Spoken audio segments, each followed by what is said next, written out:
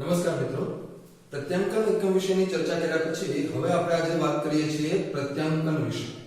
તો આગળ પર જે ચર્ચા આપણે કરેલી છે એ મુજબ આપણે જે ખ્યાલ જોવા મળે છે કે પ્રત્યાંકન એક એવી પ્રક્રિયા છે કે જેમાં ડીએનએ ના ઉપયોગ વડે આરએનએ નું નિર્માણ થતું હોય છે. અને પહેલાના લેક્ચર્સની અંદર આપણે એવી ચર્ચા કરી કે આરએનએ બે પ્રકારના છે, જીનોમિક આરએનએ અને સાયટોપ્લાઝમિક આરએનએ. જીનોમિક આરએનએ એટલે જનીનિક આરએનએ, એવું આરએનએ કે જે કેટલાક વાયરસની અંદર જનીન દ્રવ્ય તરીકે જોવા મળે છે. તો બીજું જે આરએનએ છે, બીજા પ્રકારના જે આરએનએ છે જેને આપણે સાયટોપ્લાઝમિક આરએનએ કહીએ છીએ, એટલે કે કોષરસી આરએનએ, એ બધા આરએનએ પ્રત્યાંકનથી નિર્માણ પામતા હોય છે. એટલે સૌપ્રથમ આપણે જે ચર્ચા કરવાની છે કે પ્રત્યાંકનનો જે ખરેખર અર્થ છે એ આ પ્રમાણે થાય છે કે પ્રત્યાંકનનો અર્થ થાય છે ડીએનએ પરથી આરએનએ નું નિર્માણ. એટલે અહીંયા આપણે આ વાતની ચર્ચા કરવાની છે કે ડીએનએ પરથી આરએનએ કેવી રીતે બનતું હોય છે. તો આપણે જાણીએ છીએ કે જે સાયટોપ્લાઝમિક આરએનએ છે એટલે કે કોષરસી આરએનએ ત્રણ પ્રકારના જોવા મળે છે. એ ત્રણ પ્રકારના આરએનએ કયા છે એની ચર્ચા આપણે કરીએ. તો સૌપ્રથમ જે આરએનએ જોવા મળે છે એ છે એમઆરએનએ. એમઆરએનએ જેને આપણે મેસેન્જર આરએનએ તરીકે ઓળખીએ છીએ.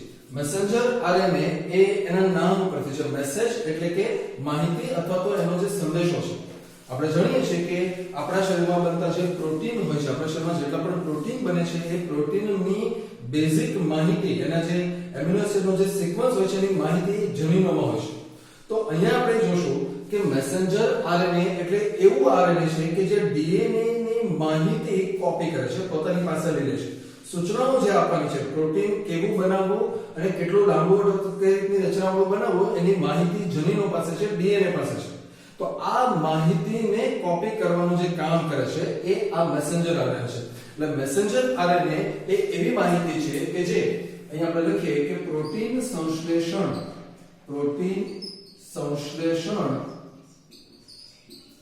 માટે એમિનો એસિડ નો ક્રમ નક્કી કરવા માટેના સંકેતો,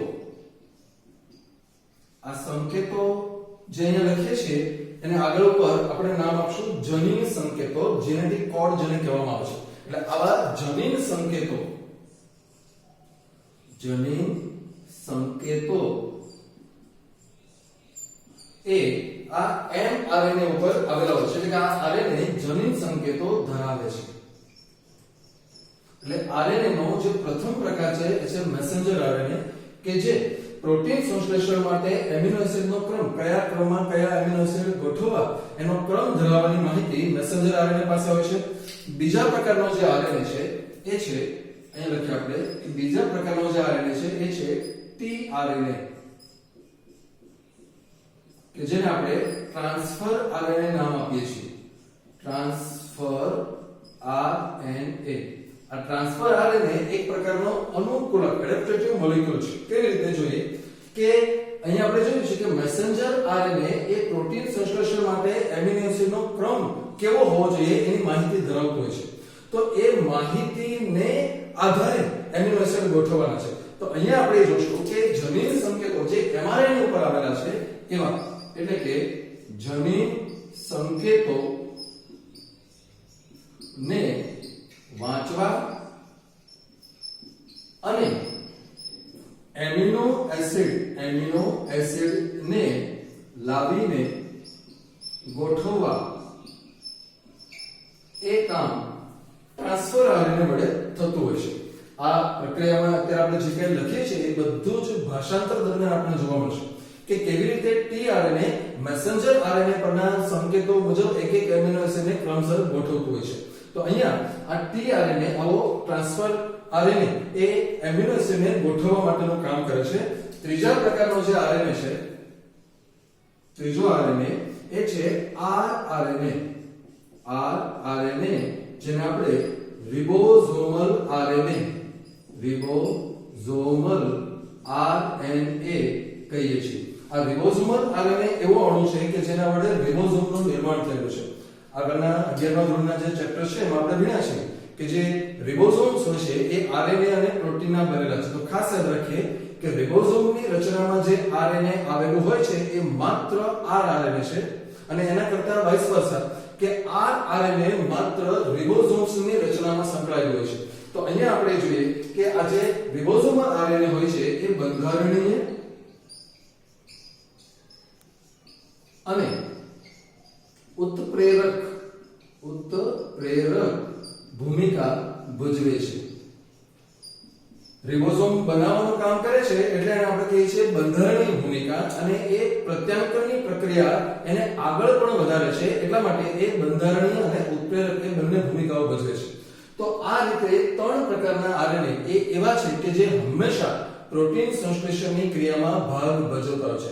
ખાસ યાદ રાખો કે પ્રોટીન કેવું બનાવવું અને કેટલા પ્રમાણમાં બનાવવું એની માહિતી ઓફ કોર્સ ડીએનએ પાસે છે, પણ એ ડીએનએ ની માહિતીનો ઉપયોગ કરીને આજે પ્રોટીન બનાવવું કઈ રીતે એ માહિતી એ 3 આરએનએ એના દ્વારા થતું હોય છે. એટલે આ 3 આરએનએ એવા છે કે જે ડીએનએ પરથી બની શકે છે. તો હવે આપણે સમજીએ કે જે પ્રત્યાંકનની પ્રક્રિયા છે એ આપણે બતાવીએ. પ્રત્યાંકનની પ્રક્રિયાની કેટલીક વિશિષ્ટતાઓ. પ્રત્યાંકનની વિશિષ્ટતાઓ આગળ ઉપર જ્યારે આપણે સ્વયંજનન અને પ્રત્યાંકન એની કમ્પેરિઝન કરી ત્યારે પણ આ મુદ્દાઓની ચર્ચા આપણે કરી છે. અહીંયા આપણે એને ફરી પાછળ એક વખત રિકોલ કરીએ. તો જે મુદ્દાઓ એવા છે, જે બાબતો એવી છે કે જેમાં પ્રત્યાંકન એ સ્વયંજનનથી જુદું પડે છે. ખાસ યાદ રાખો કે પ્રત્યાંકન એ સ્વયંજનનને ખૂબ જ મળતી આવે એવી ઘટના છે, પરંતુ એમાં કેટલાક બેઝિક ડિફરન્સ જોવા મળે છે. તો અહીંયા સૌપ્રથમ આપણે વાત કરીએ કે પ્રત્યાંકન એ ખૂબ જ વિશિષ્ટ છે. એટલે કે જે તે સમયે જરૂરી જનીનો જ પ્રત્યાંકન પામે છે.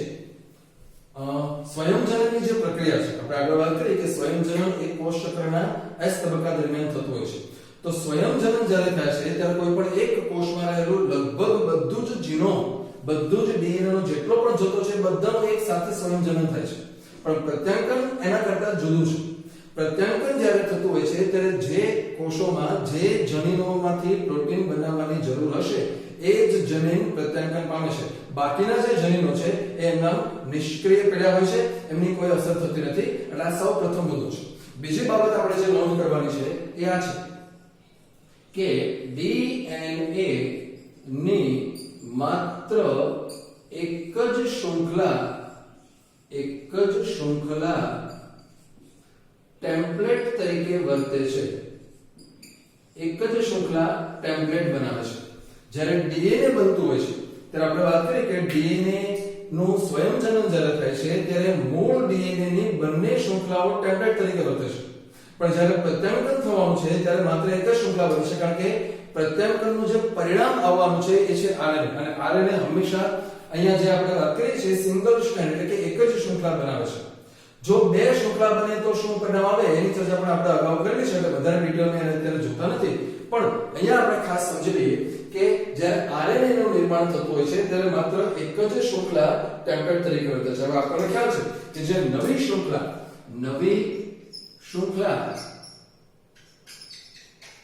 એ હંમેશા 5 પ્રાઇમ ટુ 3 પ્રાઇમ નિર્માણ પામે છે. નવી શૃંખલા હંમેશા 5 થી 3 ની દિશામાં બને છે. તો સ્વાભાવિક છે એના ઉપરથી આપણે અંદાજો લગાડી શકીએ કે જે મૂળ ડીએનએ છે એટલે કે ડીએનએ ની માત્ર ડીએનએ ની 3 પ્રાઇમ ટુ 5 પ્રાઇમ શૃંખલા એવી હોય છે કે જે ટેમ્પલેટ તરીકે વર્તે છે. અગાઉ જે સ્વયંજનનની ચર્ચા આપણે કરી છે એ આપણને ખાસ યાદ રહેવી જોઈએ કે ડીએનએ માં બંને શૃંખલાઓ ટેમ્પલેટ તરીકે વર્તે છે, જ્યારે આ પ્રક્રિયા એવી છે કે જેમાં આરએનએ નું નિર્માણ થવાનું છે એટલે માત્ર એક જ ટેમ્પલેટ તરીકે બને છે. નવી શૃંખલાનું નિર્માણ સ્વાભાવિક છે કે હંમેશા 5 થી 3 દિશામાં થાય છે. તો એ કરવા માટે મૂળ ડીએનએ ની 3 થી 5 ની જે શૃંખલા છે એ હંમેશા ટેમ્પલેટ તરીકે વર્તતી હોય છે અને જે ત્રીજી બાબત આપણે જોઈએ છીએ એ છે ઉત્સેચક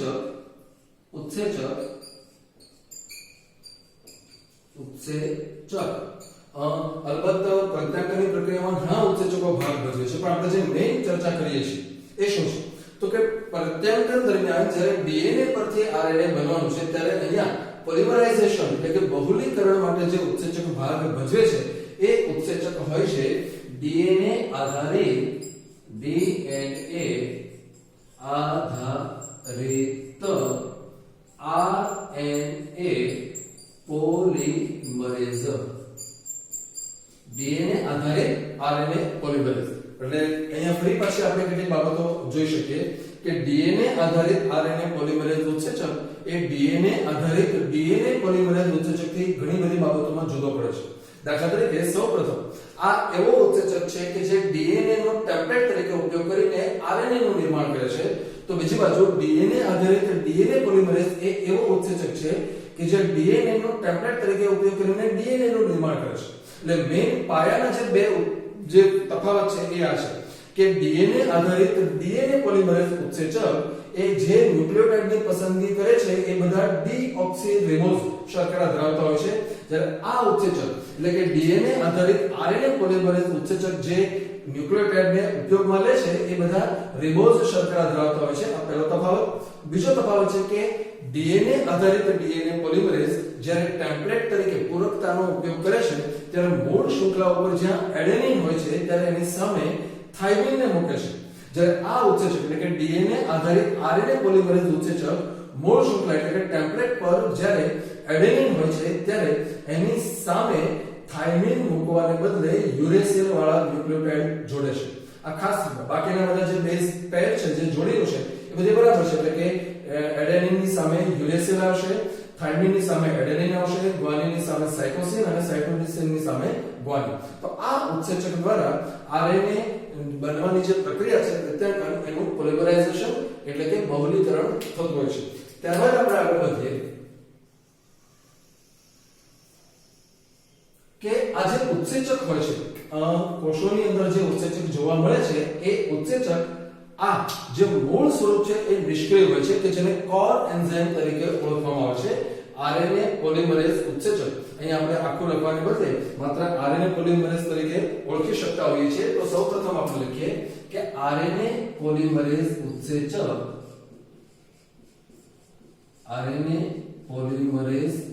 ઉત્સેચક એ એક્ચ્યુઅલી કેવું બંધારણ ધરાવે છે? એ કોઈ એક ઉત્સેચક નથી, એ કેટલાક ઉત્સેચકોનો સમૂહ છે. આ સમૂહ એના વિશેની ડિટેલ ચર્ચા અત્યારે આપણી બુકમાં નથી, પણ આપણે માત્ર સમજવા માટે થોડું જોઈ લઈએ કે આ એવો ઉત્સેચક છે કે જેની અંદર કેટલાક નાના ઉત્સેચકોનો કોમ્પ્લેક્સ બને છે જે જોડાય છે. આ ઉત્સેચકો કયા છે એ સમજીએ તો એ કોમ્પ્લેક્સ જે હોય છે એની અંદર આવેલા હોય છે બે ઉત્સેચકો આલ્ફા પ્રકારના એક જ પ્રકારના બે ઉત્સેચકો છે. એની અંદર આવેલા હોય છે બીટા અને બીટા ડેશ ઉત્સેચક અને ત્રીજો હોય છે એ હોય છે ઓમેગા. આ 2, 3, 4 અને 5 ઉત્સેચકોનો જે સમૂહ બને છે આ સમૂહ હોય છે એ કોર એન્ઝાઇમ તરીકે ઓળખાય છે. કોર એન્ઝાઇમ ખાસ યાદ રાખો, આ એન્ઝાઇમ એવો છે કે જે પોલિમરાઇઝેશન કરવા માટે સક્ષમ છે. આ ઉત્સેચક પોલિમરાઇઝેશન કરી શકે છે, પણ યાદ રાખો કે એ ઉત્સેચક પ્રત્યાયનનો પ્રારંભ એટલે કે શરૂઆત કરવા માટે સક્ષમ નથી. આપણે આખી પ્રક્રિયાને સ્ટેપ બાય સ્ટેપ જોઈશું ત્યારે ખ્યાલ આવશે કે પ્રારંભ થતો હોય છે. પણ અત્યારે આપણે એની રચના સમજીએ કે જે કોર એન્ઝાઇમ હોય છે એ આટલા ટુકડાઓનો બનેલો કોમ્પ્લેક્સ છે. જ્યારે આ ટુકડાની સાથે ખાસ યાદ રાખીએ, હવે જ્યારે એની સાથે સિગ્મા કારક જોડાય છે, આ છે સિગ્મા કારક.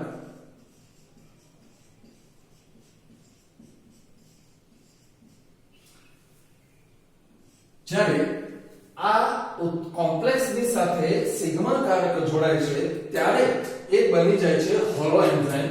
અહીંયા આપણે લખીએ આ છે 2 alpha beta beta dash omega and sigma. આ આખો જે કોમ્પ્લેક્સ બને છે એ કહેવાય છે હોલો એન્ઝાઇમ.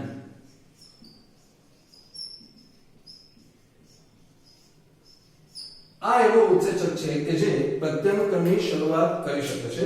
અહીંયા આપણે જોઈએ કે આના વડે આ જે હોય છે એ પ્રત્યાંકન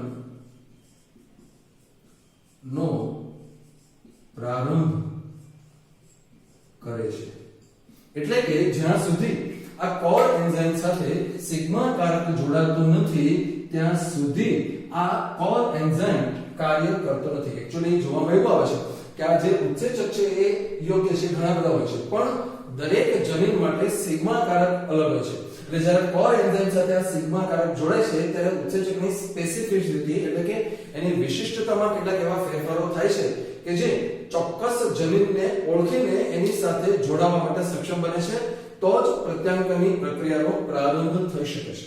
તો આવી રીતે આ બને છે. હજુ આપણે આગળ જોશું કે એક વખત શરૂઆત થઈ જાય પછી સિગ્મા કારક છૂટો પડી જાય છે અને ફરી પાછો અંત કરવા માટે ત્યાં એક અન્ય કારકનો ઉપયોગ લેવામાં આવતો હોય છે. તો હવે આપણે જોઈએ કે જ્યારે પ્રત્યાંકન થતું હોય છે ત્યારે કેવી રીતે એક્ચ્યુઅલી કામ કરે છે. તો એના માટે આપણે ડીએનએ નો એક નાનો ખંડ અહીંયા બતાવીએ કે જેને આપણે જનીન તરીકે ધારી લઈએ અને એ જનીનનું પ્રત્યાંકન આપણે અહીંયા સમજીએ છીએ. તો સૌથી પહેલા અહીંયા આપણે એક ડીએનએ નો નાનો અણુ આમ બતાવીએ છીએ. ધારો કે અહીંયા આ 5 પ્રાઇમ એન્ડ છે તો એનો આ છેડો એ 3 પ્રાઇમ એન્ડ હશે. તો એની સામેની જે શૃંખલા આપણે અહીંયા બતાવીએ છીએ એ આ છે.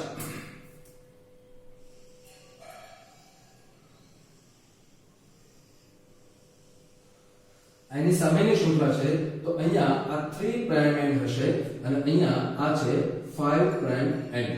હવે આપણે ધારી લઈએ કે આ આખું જે ડીએનએ છે એ ડીએનએ નો એક નિશ્ચિત ટુકડો જનીન તરીકે વર્તે છે. ફોર એક્ઝામ્પલ અહીંયા આપણે બતાવીએ કે અહીંયાથી અહીંયા સુધી આ એક પ્રત્યાંકનનો એકમ છે, આટલો ટુકડો અહીંયાથી અહીંયા સુધી. તો હવે જ્યારે પ્રત્યાંકનની શરૂઆત થાય છે અહીંયા આપણે લખીએ હવે પ્રત્યાંકનનો પ્રારંભ. પહેલી જે ઘટના છે એ છે પ્રારંભ. પ્રત્યાંકનનો પ્રારંભ કેવી રીતે થશે? તો ઉપર આપણે જે બતાવ્યું છે કે આ જે કોર એન્ઝાઇમ હોય છે એ કોર એન્ઝાઇમ સાથે જ્યારે સિગ્મા કારક જોડાય છે ત્યારે એ બને છે પ્રત્યાંકનનો પ્રારંભ કરી શકે તેવો ઉત્સેચક. એટલે આ બતાવીએ છીએ આપણે આરએનએ પોલિમરેઝ ઉત્સેચક. એટલે કે આ છે પોલિમરેઝ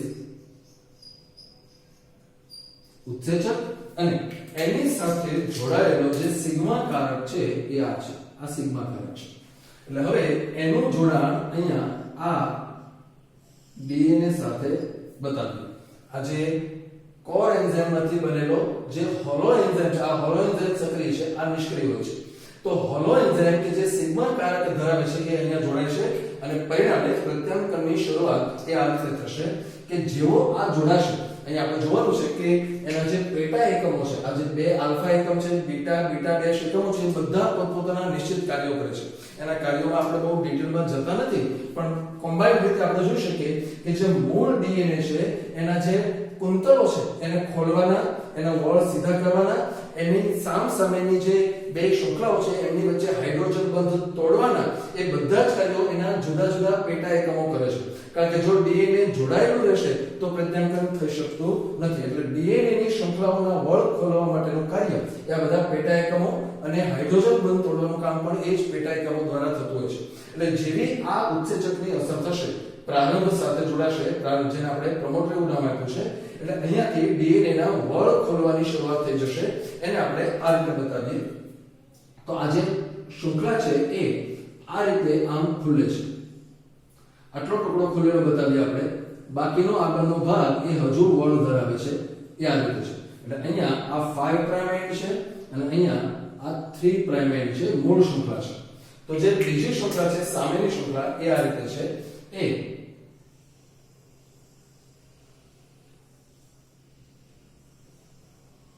આમ છે. તો અહીંયા આ 3 પ્રાઇમ એન્ડ છે અને આ છે અહીંયા 5 પ્રાઇમ એન્ડ. તો જે ભાગ અહીંયા ખુલી જાય છે એ ખુલેલા ભાગમાં જે નાઇટ્રોજન બેઝ હોય છે એમની વચ્ચેના બંધ એ પણ તૂટી ગયેલા હોય છે. તો તૂટેલા બંધ પણ અહીંયા આપણે જોઈ શકીએ છીએ. આપણે કેટલાક બંધ જે તૂટેલા હોય છે એ બતાવીએ અહીંયા. તો એ બધા જ નાઇટ્રોજન બંધ એમની વચ્ચેના જે હાઇડ્રોજન બોન્ડ છે એ અહીંયા તૂટેલા જોવા મળે છે. તો તો આવી રીતે જે ખુલ્લો પડેલો ભાગ બને છે અહીંયા એને ટ્રાન્સક્રિપ્શન બબલ એવું નામ આપવામાં આવે છે એટલે એને આપણે કહીએ છીએ ટ્રાન્સક્રિપ્શન બબલ. એક ફુગા જેવી રચના જોવા મળે છે. આપણે આગળ સંયોજનોમાં પણ આવી જ રચના જોઈ હતી કે જ્યાં ડીએનએ ફૂલી જાય છે વચ્ચેથી ખુલ્લો પડે છે એને આપણે રેપ્લિકેશન બબલ એવું નામ આપ્યું હતું. અહીંયા નામ છે ટ્રાન્સક્રિપ્શન બબલ. તો અહીંયા જે ઉત્સેચક જે આપણે બતાવ્યો છે એ ઉત્સેચક આ રીતે અહીંયા જોડાયેલો છે કે જે સિગ્મા કારક સહિતનો આ આરએનએ પોલિમરેઝ ઉત્સેચક છે. એ હવે અહીંયા જે મૂળ શૃંખલા છે 3 પ્રાઇમ એન્ડ વાળી શૃંખલા છે એનો ટેમ્પલેટ તરીકે ઉપયોગ કરીને એની સામે નાઇટ્રોજન બેઝ ધરાવતા નવા શૃંખલાનું નિર્માણ કરવાની શરૂઆત કરે છે. એટલે અહીંયા આપણે જોઈએ કે એ આ રીતે છે. અહીંયા નવા જે ટુકડા છે એની શરૂઆત આમ થાય છે આ રીતે. તો આ જે ટુકડો છે એ લીલા કલરનો જે ટુકડો અહીંયા દેખાય છે એ છે નવનિર્મિત આરએનએ ની શૃંખલા એની શરૂઆત અહીંયા થઈ છે. એટલે હવે આ રીતે આરએનએ ના પ્રત્યાંકનનો પ્રારંભ થાય છે. ત્યારબાદ જે ઘટના જોવા મળે છે એ છે પ્રલંબન. પ્રલંબન એટલે પ્રક્રિયા આખી આગળ વધે છે. તો આ પ્રક્રિયા દરમિયાન અહીંયા આપણે જોઈશું કે હવે એક વખત પ્રારંભ થઈ જાય એ પછી ખાસ યાદ રાખીએ કે અત્યારે આ જે ઉત્સેચક છે એ ઉત્સેચક પોતે એની સાથે સિગ્મા આ કારક ધરાવતો છે. અહીંયા આપણે બતાવીએ સિગ્મા કારક, પણ હવે અહીંયાથી સિગ્મા કારક છૂટો પડી જાય છે. એટલે કે સિગ્મા કારક છૂટો પડે છે. સિગ્મા કારક છૂટો પડી જાય છે એટલે હવે આ કોએન્ઝાઇમ એ આખું પ્રલંબન આગળ વધારે છે અને પરિણામ એવું આવે છે કે જેમ જેમ ઉત્સેચક આ દિશામાં આગળ વધે છે, અહીંયા આપણે બતાવીએ કે ઉત્સેચકની આગળ વધવાની દિશા આ પ્રમાણે છે. તો જેમ ઉત્સેચક આગળ વધતો જાય છે એને આ જે 3 પ્રાઇમ વાળી શૃંખલા છે, આ જે છેડો છે 3 પ્રાઇમ વાળો છે એની સામે આરએનએ ની શૃંખલા નવી બનતી જતી હોય છે. અને પાછળથી અહીંયા આપણે બતાવીએ કે જેમ આ ઉત્સેચક આગળ વધે છે એમ આ ડીએનએ ફરી પાછું પોતાનું મૂળ સ્વરૂપ ધારણ કરે છે એટલે કે કુંતલ બને છે. એટલે કે જ્યારે આ આરએનએ પોલિમરેઝ અંતે પહોંચે છે, છેક સુધી નીચે પહોંચી જશે ત્યારે ફરી પાછો આ ડીએનએ પોતાના મૂળ સ્વરૂપમાં આવશે.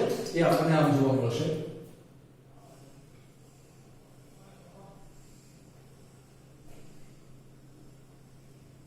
આ રીતે બતાવીએ તો અહીંયા આ 5 પ્રાઇમ એન્ડ છે, અહીંયા આ 3 પ્રાઇમ એન્ડ જોવા મળે છે. એની સામે જે ડીએનએ અનવાઇન્ડ થયો અને ફરી પાછો વાઇન્ડ થયો છે એ આમ છે.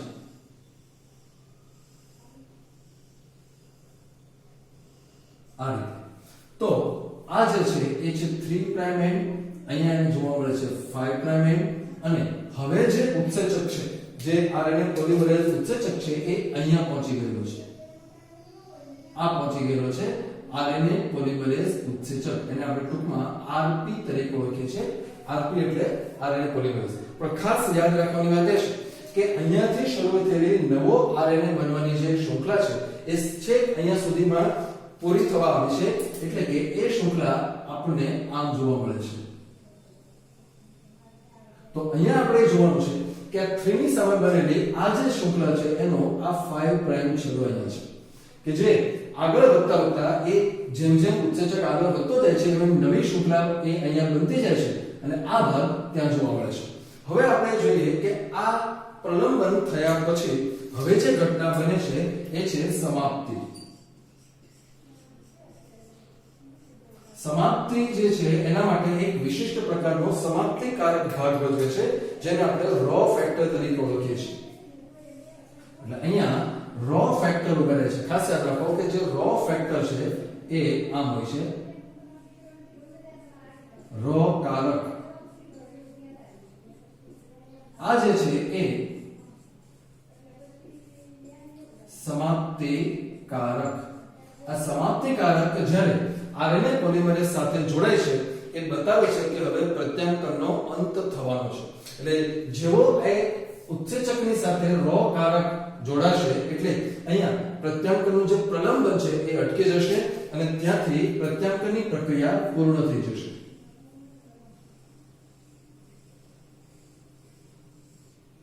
અહીંયા આપણે બતાવીએ 5 પ્રાઇમ એન્ડ, આ છે એનો 3 પ્રાઇમ એન્ડ. તો બીજી બાજુ જે બીજી શૃંખલા છે એ આ રીતે છે.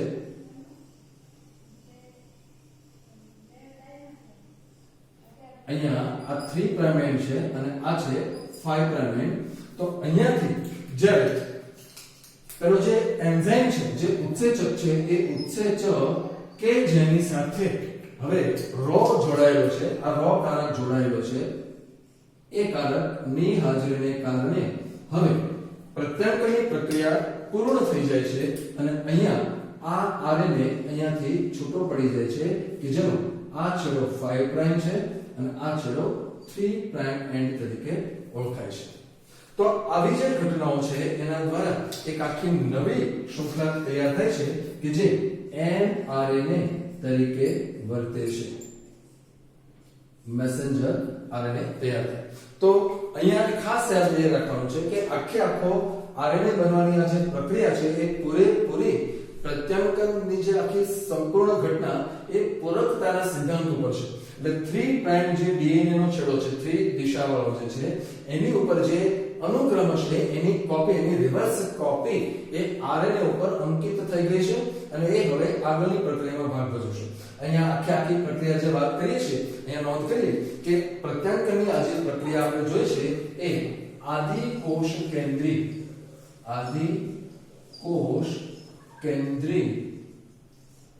કોષો જે હોય છે એમાં આ રીતે જોવા મળે છે. આદિ કોષ કેન્દ્રી કોષોમાં આપણે આગળ વાત કરીએ કે સુકોષ કેન્દ્રી કોષોમાં આ પ્રક્રિયા પણ લગભગ આના જેવી છે, પણ એમાં કેટલીક વિશિષ્ટ બીજી વધારાની બાબતો ભાગ ભજવે છે. અહીંયા આપણે જ્યારે આદિ કોષ કેન્દ્રી કોષોની વાત કરીએ છીએ ત્યારે આપણે જાણી લેવું જોઈએ કે આ જે આરએનએ હોય છે એ આ આરએનએ mRNA એ સીધો ભાષાંતરમાં દાખલ થઈ શકે છે, એટલે કે સીધો જ ભાષાંતર પામે છે. સુકોષ કેન્દ્રીય કોષોની વાત જ્યારે આપણે કરશું ત્યારે એમાં આવશે કે અહીંયા પેલો જે આરએનએ છે એ એવો નથી કે જેનું સીધું ભાષાંતર થઈ શકે. એની ઉપર કેટલું પ્રોસેસિંગ, કેટલીક પ્રક્રિયાઓ થયા પછી એ ભાષાંતર માટે યોગ્ય બને છે. પરંતુ આદિ કોષ કેન્દ્રીય કોષોમાં આ આરએનએ સીધો જ તૈયાર હોય છે. બીજી બાબત એ છે કે આદિ કોષ કેન્દ્રીય કોષો એ એવા હોય છે કે જેમાં કોષની અંદર કોઈ કમ્પાર્ટમેન્ટ એટલે કે જુદા જુદા વિભાગો નથી. એટલે કે એમાં કોષ કેન્દ્ર અને કોષ રસ એવા અલગ વિસ્તારો નથી. પરિણામે જે ખંડમાં, જે ભાગમાં પ્રત્યાંકન થયું છે ત્યાં જ ભાષાંતર થવાનું છે. એટલે કે અહીંયા આપણે નોંધવું પડે કે પ્રત્યાંકન અને ભાષાંતર એક જ ખંડમાં થાય છે. એક જ ખંડ કે જે કોષ રસ તરીકે ઓળખાય છે. એટલે કે કોષ રસમાં થતું જોવા મળે છે. ઘણી વખત એવું પણ બનતું હોય છે કે બધા જ ઉત્સેચકો જે પ્રત્યાંતરમાં ભાગ ભજવે છે એ અને જે ભાષાંતરમાં ભાગ ભજવે છે બધા જ ઉત્સેચકો કોષ રસમાં હાજર છે. પણ હવે એવું બને છે કે ક્યારેક આ રીતે જે આરએનએ બને છે એ પ્રત્યાંકન પૂરું થાય એ પહેલા જ ભાષાંતર શરૂ થઈ જાય એવું પણ ઘણી વખત બને છે. એટલે કે ક્યારેક આપણે ખાસ યાદ રાખો કે વાત જે કરીએ છીએ એ આદિ કોષ કેન્દ્રીય કોષોની વાત કરીએ છીએ. સુકોષ કેન્દ્રીય કોષોમાં એવું થતું નથી. એટલે કે આ કોષોની અંદર અહીં આપણે લખીએ કે પ્રત્યાંકન પૂર્ણ થતા પહેલા ભાષાંતર શરૂ થઈ શકે